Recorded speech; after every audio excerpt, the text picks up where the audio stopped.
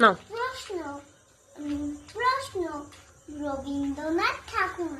মা গো আমাকে ছুটি দিতে বল, সকাল থেকে পড়েছি যে মেলা, এখন আমি তোমার ঘরে বসে করব শুধু পড়া পড়া খেলা। তুমি বলছো দুপুর এখন, সবে না হয় যেন সত্যি হলো তাই, একদিনও কি দুপুর বেলা হলে বিকেল হলো মনে করতে নাই। আমি তো বেশ ভাবতে পারি মনে, সূর্য ডুবে গেছে মাঠের শেষে, বাগদি বুড়ি চুগদি বলে নিয়ে শাক তুলছে পুকুর পাড়ে এসে, আধা হলো মাদার গাছের তলা, কালি হয়ে এলো দিঘির জল, হাতের থেকে সবাই এলো ফিরে, মাঠের থেকে এলো যা শীতল।